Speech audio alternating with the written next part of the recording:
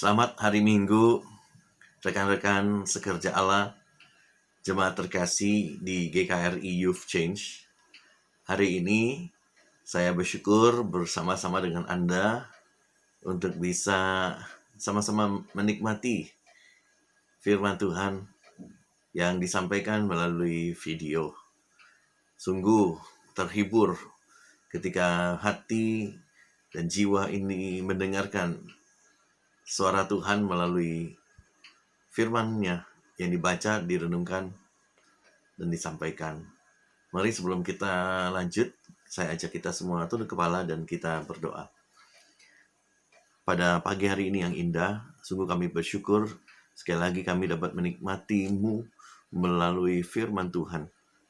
Siapakah kami ini Tuhan? Kami adalah orang-orang yang jatuh, yang lemah, yang tidak berdaya. Di tengah-tengah masalah corona yang tidak kunjung selesai ini, kami hanya dapat berharap kepadamu. Tidak lagi mengandalkan kekuatan manusia, karena kami sekalipun tidak berdaya menghadapimu.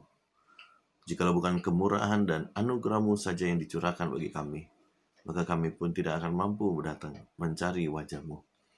Terima kasih Tuhan, pimpinlah kami dalam topik yang penting pada pagi hari ini, yaitu tentang murka Allah. Ajar kami Tuhan, tuntunlah kami. Dan Roh-Mu yang kudus yang senantiasa memberikan pengertian, agar kami pun bisa memahami karakteristik sifat dan karya Allah yang sempurna, melampaui batas-batas pikiran kami. Kami berdoa hanya di dalam anak-Mu, Yesus Kristus, penebus yang hidup, Juru Selamat yang sejati. Amin. Ya, hari ini sharing firman diambil dari Nahum pasal yang pertama, ayat yang kedua sampai ayat yang ke-8. Saya akan bacakan. Murka Tuhan. Tuhan itu Allah yang cemburu dan pembalas. Tuhan itu pembalas dan penuh kehangatan amarah. Tuhan itu pembalas kepada para lawannya dan pendendam kepada para musuhnya. Tuhan itu panjang sabar dan besar kuasa. Tetapi Ia tidak sekali-kali membebaskan dari hukuman orang yang bersalah. Ia berjalan dalam puting beliung dan badai, dan awan adalah debu kakinya. Ia menghardik laut dan mengeringkannya, dan segala sungai dijadikannya kering. Basan dan Karmel menjadi merana, dan kembang Libanon menjadi layu. Gunung-gunung gemetar terhadap Dia, dan bukit-bukit mencair. Bumi menjadi sunyi sepi di hadapannya. Dunia serta seluruh penduduknya. Siapakah yang tahan berdiri menghadapi geramnya? Dan siapakah yang tahan tegak terhadap murkanya yang bernyala-nyala? Kehangatan amarahnya tercurah seperti api, dan gunung-gunung batu menjadi roboh di hadapannya. Tuhan itu baik. Ia adalah tempat pengungsian pada waktu kesusahan. Ia mengenal orang-orang yang berlindung kepadanya dan menyeberangkan mereka pada waktu banjir. Ia menghabisi sama sekali orang-orang yang bangkit melawan Dia, dan musuhnya dihalaunya ke dalam gelap. Kita bersyukur dan berterima kasih atas firman Tuhan yang telah dibaca dan direnungkan.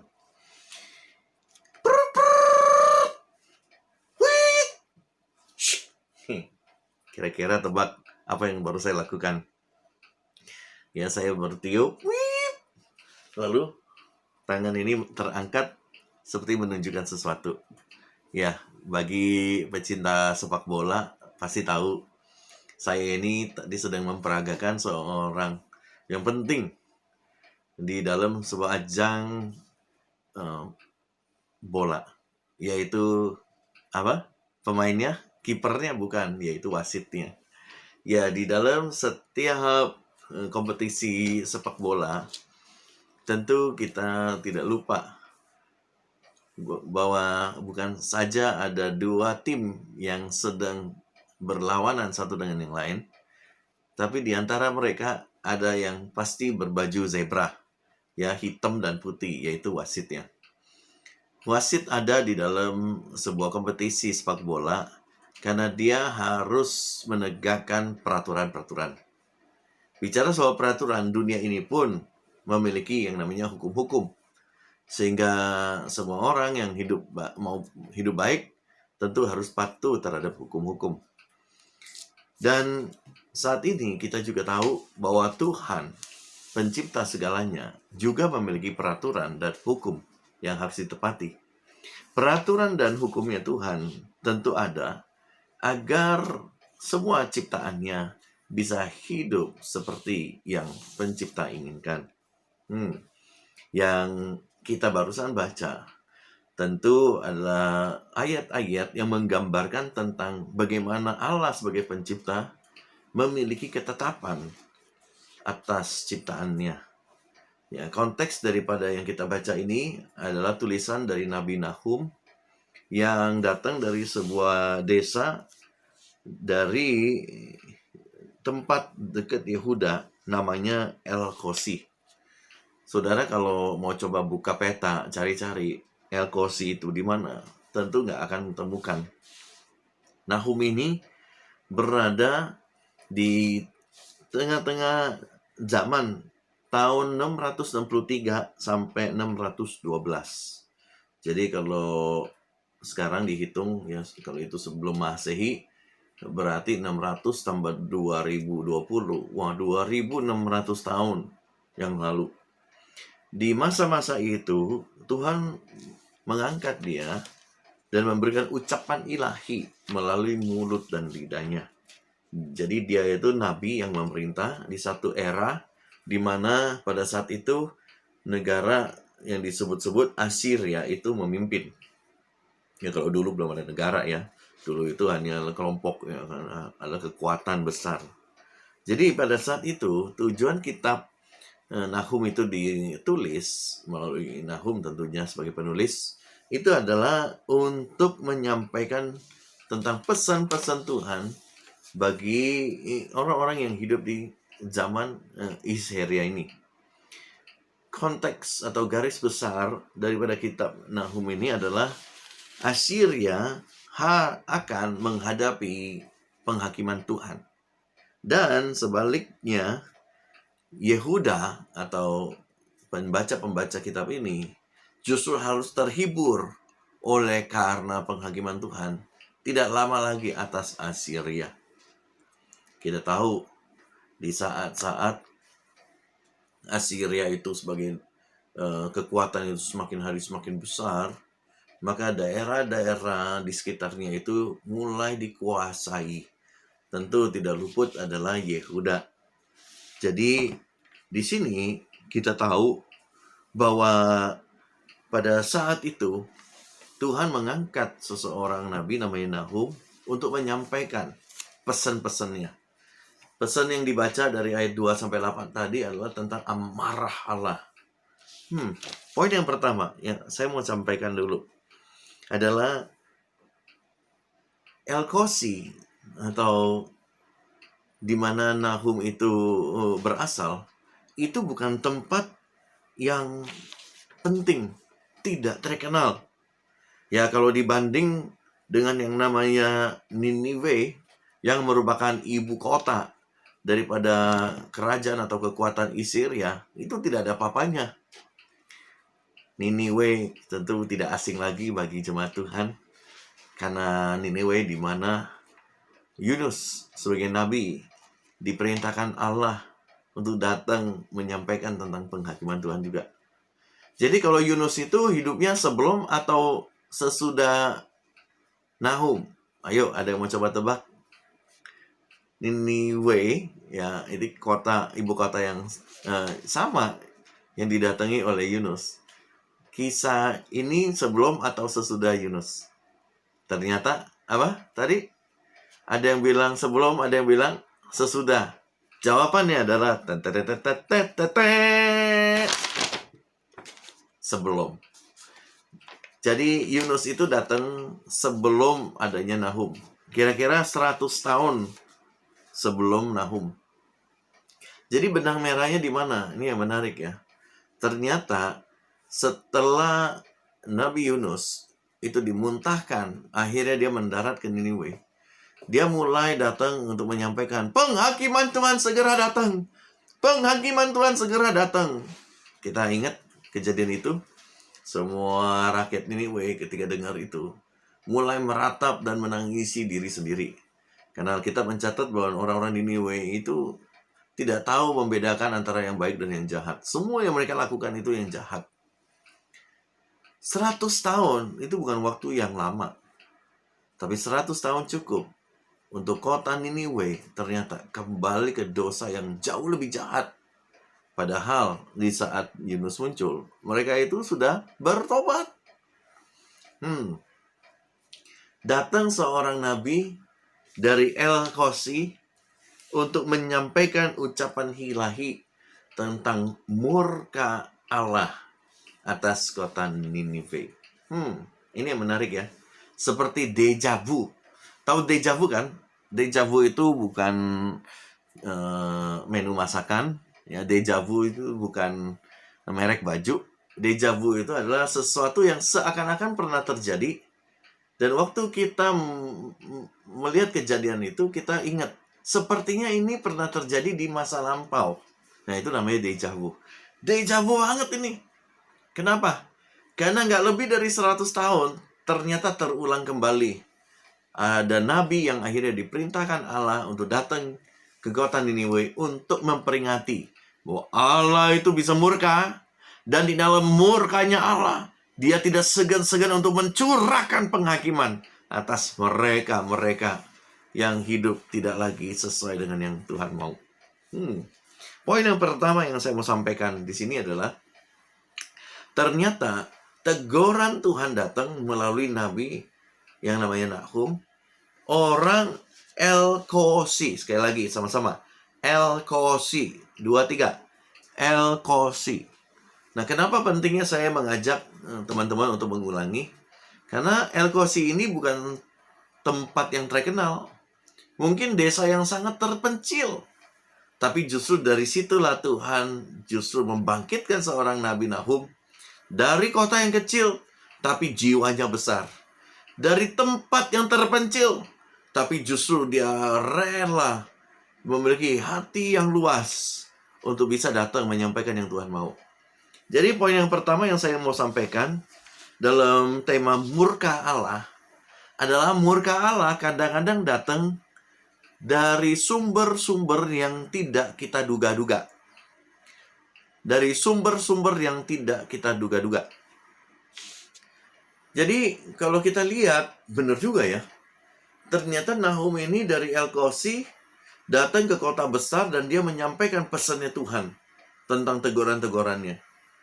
Tidak diduga-duga. Saya nih kalau mau dramatisirkan nih kejadian-kejadian ini, mungkin ini tebakan saya ya. Mungkin ya bajunya Nahum itu compang-camping, lalu dia tidak dikenal. Lalu dia datang untuk mungkin dengan suara yang nyaring di tengah-tengah pasar, di tengah-tengah keramaian orang. Banyak orang yang mungkin lihat, aduh siapa dia? Emangnya dia dari mana? Perlu nggak kita dengar dia? Tanda-tanda apa yang dia harus membuktikan agar kita bisa percaya bahwa dia kiriman dari Tuhan? Jadi poin yang pertama, murka Allah itu kadang-kadang datang dari tempat dan cara yang tidak kita duga-duga. Yang kedua, di sini kalau kita baca banyak sekali tentang amarahnya Tuhan. Saya kasih contoh. Tuhan itu Allah yang cemburu dan pembalas. Tuhan itu pembalas dan penuh kehangatan amarah. Tuhan itu pembalas kepada para lawan-lawannya dan pendendam kepada para musuhnya. Waduh. Jujur kalau kita ini tidak di dalam Tuhan, pasti kita bertanya-tanya, loh. Kok sikap dan karakteristik Tuhan seperti itu ya? Nggak beda jauh sama orang yang jahat yang saya tahu. Tunggu dulu ya. Kita harus memahami nih poin yang kedua tentang murka Allah. Poin yang pertama apa? Yuk tadi. Poin yang pertama, murka Allah kadang-kadang datang dari sumber dan cara yang tidak kita duga-duga. Yang kedua, ternyata kalau kita baca tentang Allah itu cemburu, ya Allah itu pembalas, kita harus hati-hati dulu. Jangan mengartikan kata-kata ini dengan perspektif kita yang sempit. Ingat ya, di dalam teologi kita memahami yang namanya high view of man, low view of God, atau high view of God, low view of man. Artinya apa? Artinya cara kita memahami Alkitab, kita juga harus tahu porsi yang kita berikan itu lebih banyak kepada Tuhan yang menjadi sempurna, atau sebaliknya, manusia yang sempurna. Wah, hati-hati. Saya kasih contoh deh. Sederhananya begini. Kalau kita baca tentang Allah itu menyesal, masih ingat ya? Waktu Allah menurunkan hujan, air bah datang, ya kan? Sebelumnya itu kan ada ayat yang tertulis, Allah itu menyesal karena manusia itu bertambah jahat. Tunggu dulu. Kalau kita baca tentang Allah itu menyesal, apakah penyesalan Allah itu sama seperti penyesalan kita? Ya, penyesalan kita itu beda sama penyesalannya Tuhan. Karena kita harus tahu, penyesalan Tuhan itu bukan berarti, berarti Allah nggak tahu dong bahwa manusia akan bertambah jahat dan dia menyesal sehingga dia harus menurunkan hujan besar, air bah, agar semuanya itu dimulai dari nol lagi. Bicara soal dimulai dari nol, rasa-rasanya mirip-mirip sama sekarang ya. Dengan adanya COVID, karena semua kita di karantina, isolasi diri, ya, pebisnis itu mengatakan kita ini sepertinya harus mulai dari nol kembali. Karena cara hidupnya udah berbeda. Ya, bisnis-bisnis itu kan ada para pelanggan-pelanggan, mereka juga preferensinya berbeda, cara membeli yang berbeda. Ingat ya, dulu bisa ke pasar pilih-pilih sayur dan buah. Sekarang ya udahlah, mau nggak mau harus pencet-pencet, lihat gambar, lalu pesen, klik, antar. Jadi preferensinya manusia berubah. Nah, oleh karena apa? Oleh karena corona, seakan-akan ada restart button. Nah, jadi kembali lagi, bicara soal Allah menyesal, di dalam perjanjian lama, kadang-kadang kita baca lalu kita bertanya, oh berarti Tuhan nggak tahu dong bahwa manusia bisa bertambah jahat. Tunggu dulu.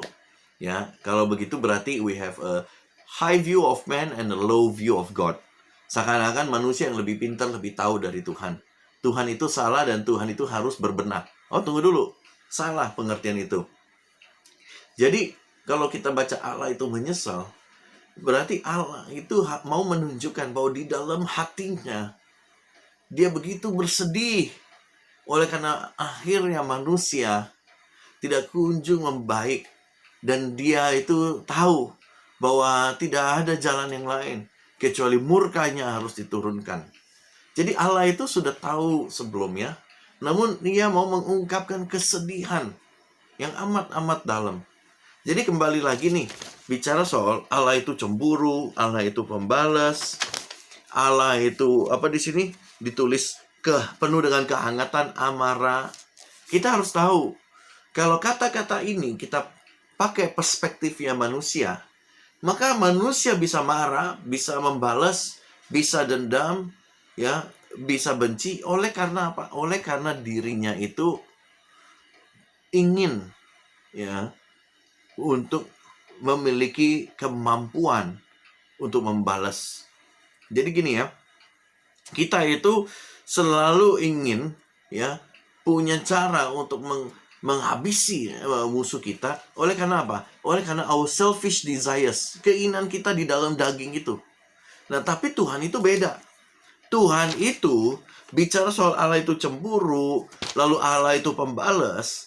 Sebenarnya tujuannya, ya, the spirit, ingat the spirit, ya. If we are angry, if we want revenge, it is in the spirit of selfishness. Ya, kenapa kita melakukan pembalasan? Karena itu kita mengangkat diri kita jauh lebih penting, bernilai dibanding yang lain.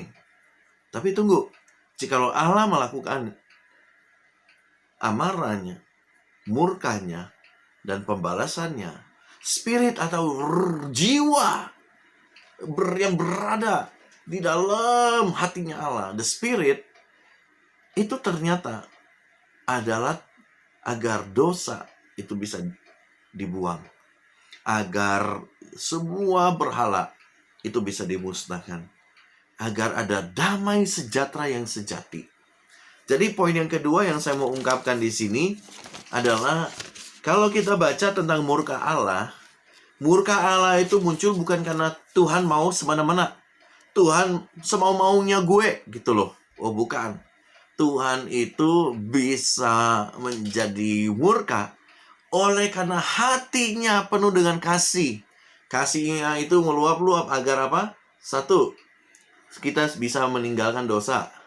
Dua, bisa menghancurkan berhala. Dan yang ketiga, memberikan damai sejahtera yang sejati. Jadi itu tujuan atau hakikat daripada murka Allah.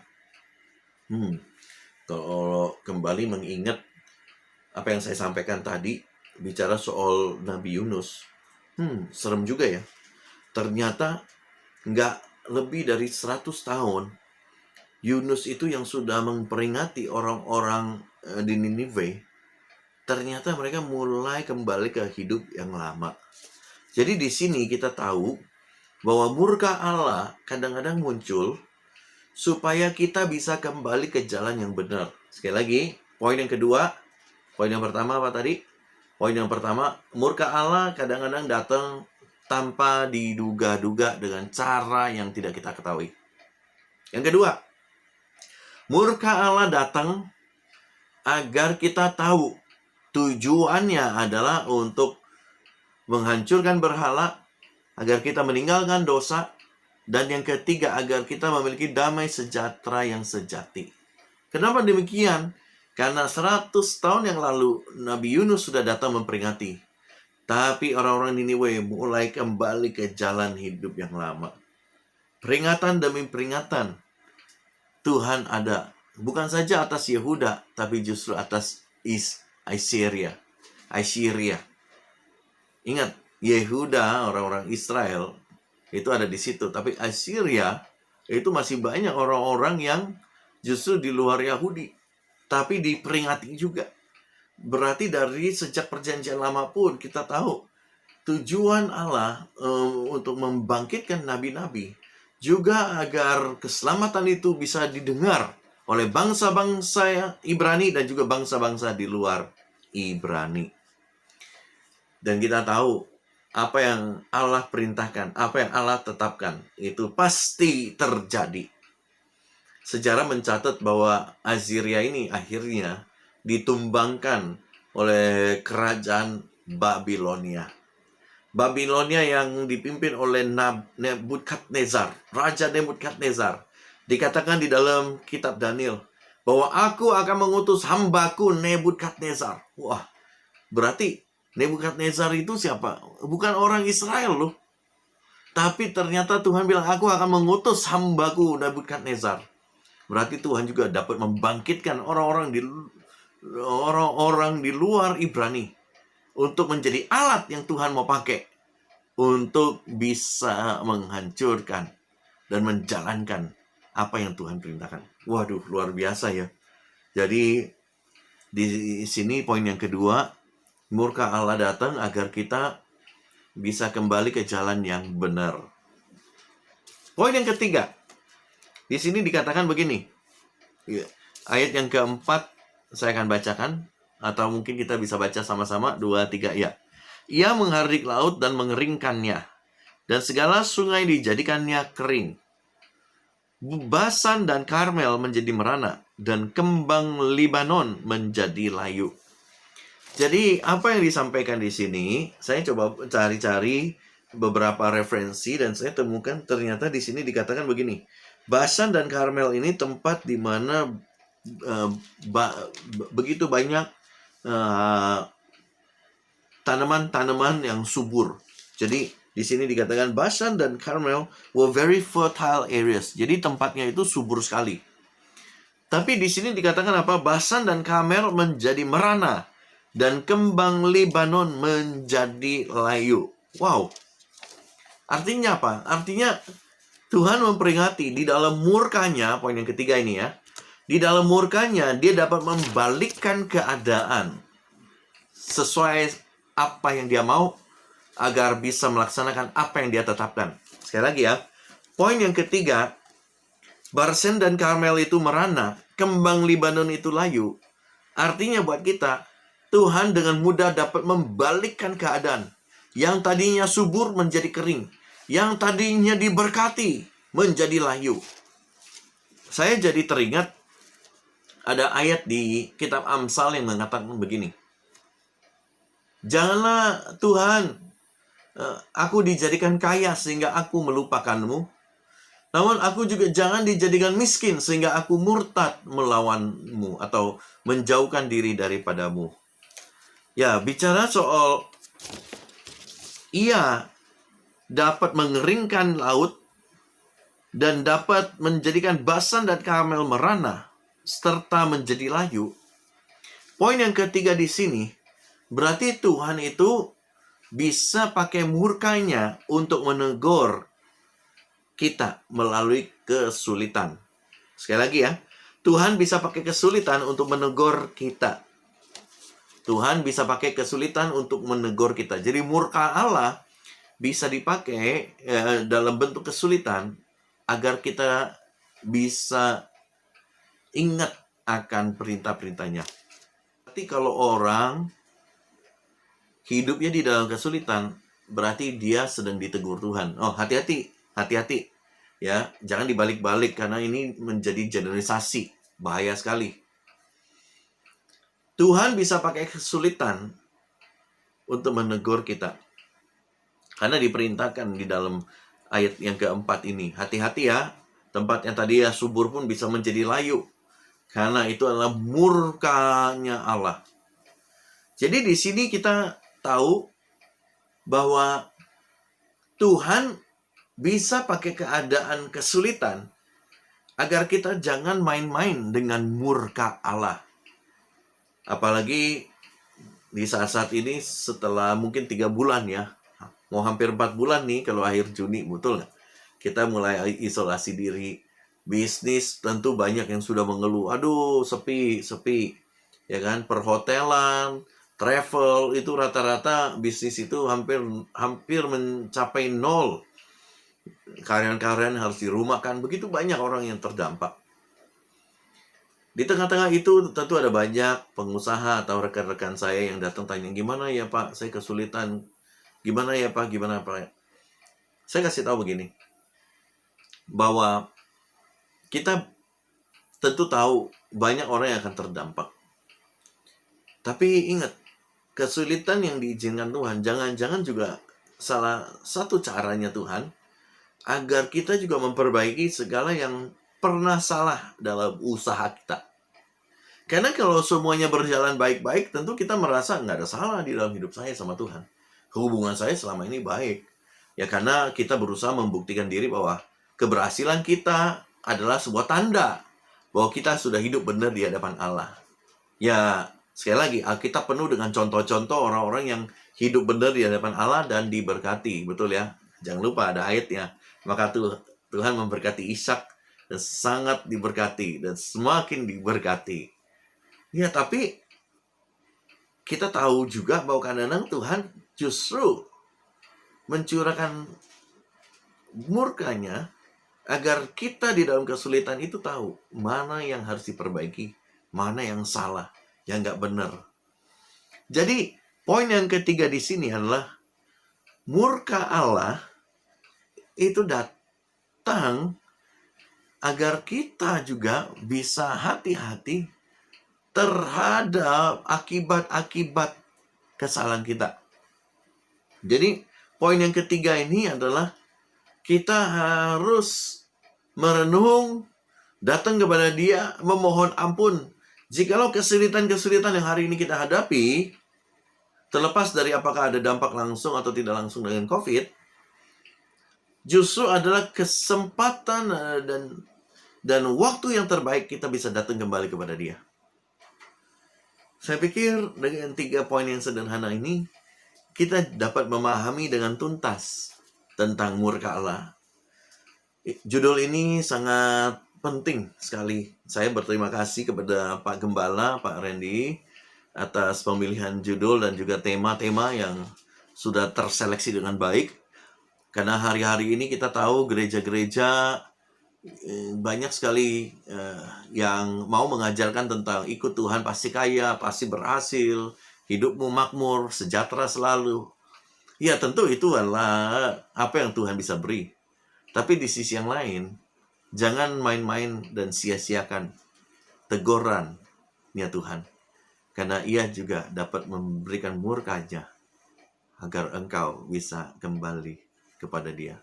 Sekali lagi, kata-kata saya tadi tolong disikapi dengan baik.